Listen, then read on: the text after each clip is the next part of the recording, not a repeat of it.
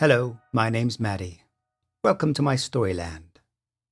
The poem Guilty or Not Guilty is undated and unattributed, but certainly not without some history.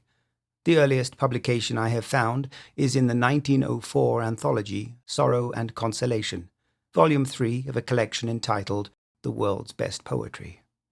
It was later included in a number of anthologies over the years, and even served as the basis for a 1914 motion picture of the same name. But I didn't come across it in a book of poems, or happen to see it on the silver screen. I was introduced to it by my mother, who was introduced to it by hers. It was a favourite poem of my grandmother's, and she used to read it out at family gatherings in the west of Ireland. I never had a chance to hear her read it, but I heard my mother read it. And today, I'm going to read it to you.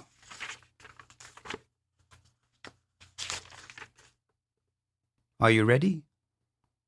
Then let's begin. Guilty or Not Guilty, author unknown. She stood at the bar of justice, a creature wan and wild, in form too small for a woman, in feature too old for a child.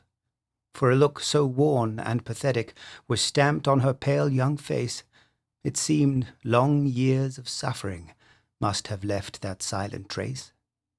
"Your name," said the judge as he eyed her, with kindly look, yet keen, "is—" "Mary McGuire, if you please, sir." "And your age?" "I am turned 15. "Well, Mary," and then from a paper he slowly and gravely read, "You are charged here, I am sorry to say it, with stealing 3 loaves of bread. You look not like a defender, and I hope that you can show the charge to be false. Now tell me, are you guilty of this or no?" A passionate burst of weeping was at first her sole reply, but she dried her tears in a moment and looked in the judge's eye. "I will tell you just how it was, sir.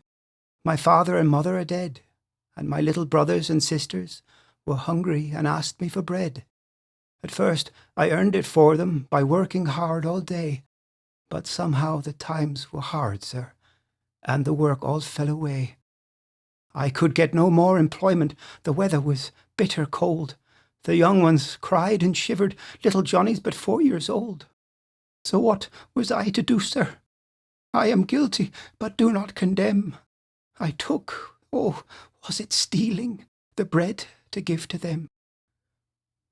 Every man in the courtroom, grey-beard and thoughtless youth, knew as he looked upon her that the prisoner spake the truth.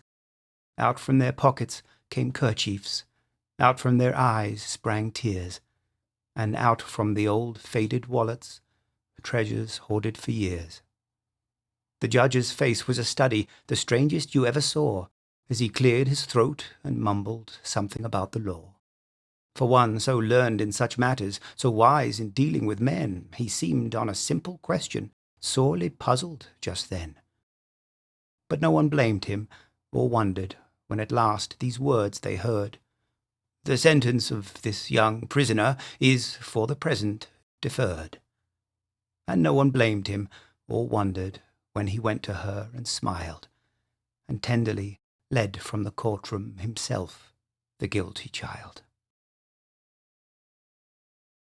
And with that, I bid you farewell. I hope you enjoyed the poem. Perhaps I'll see you again.